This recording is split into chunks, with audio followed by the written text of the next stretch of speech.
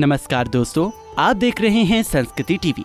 दोस्तों, रक्षाबंधन का त्योहार भाई बहन के अटूट रिश्तों को और मजबूत करने का त्योहार है।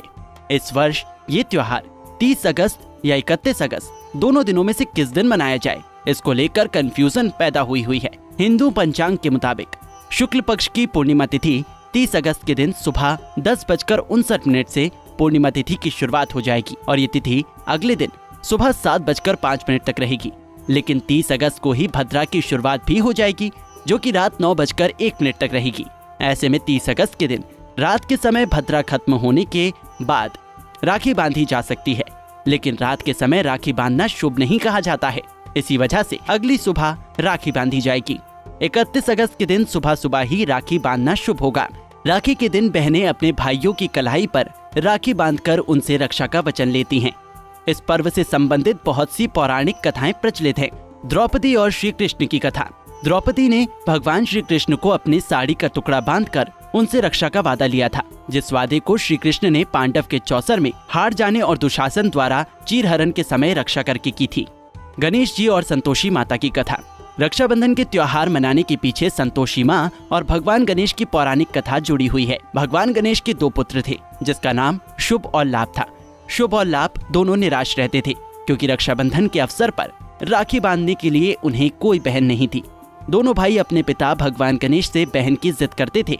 अतः नारद जी बच्चे की इच्छा पूर्ति के लिए भगवान गणेश को मनाते हैं। भगवान गणेश अपनी पत्नियों रिद्धि और सिद्धि से उभरने वाली दिव्य ज्वालाओं द्वारा संतोषी माँ नामक एक बेटी बनाई। इस तरह शुभ एवं लाभ को श्रावणी पूर्णिमा के दिन बहन की प्राप्ति हुई, जो उनके कलाई पर राखी बांधती हैं। पौराणिक कथाओं के अनुसार माता लक्ष्मी ने राजा बलि को सबसे पहले राखी बांधी थी। राजा बलि ने 100 यज्ञ पूरे कर स्वर्ग पर आधिपत्य करने का प्रयास किया था। इस स्थिति से चिंतित इंद्र विष्णु के पास गए और उनसे समस्या का हल निकालने का निवेदन किया।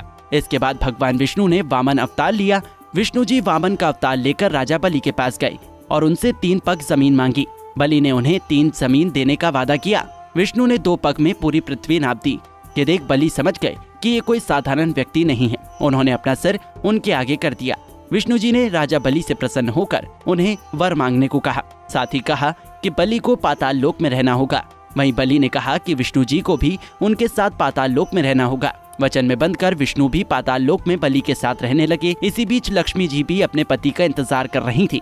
नारद जी ने लक्ष्मी जी को सारी बात बताई। तब माता लक्ष्मी ने एक महिला का रूप लिया और बलि के पास पहुँच गए। वो बलि के समक्ष जाकर रोने लगी। बलि ने उनसे पूछा तो उन्होंने कहा कि उनका कोई भाई नहीं है। इस पर बलि ने उनको अपना धर्म बहन बनाने का प्रस्ताव दिया। फिर माँ लक्ष्मी ने बलि को रक्षा सूत्र बांधा। दक्षिणा में उन्होंने बलि से भगवान विष्णु को मांग लिया। तो इस तरह से बलि को माँ लक्ष्मी ने रक्षा सूत्र बांधकर भाई बनाया था।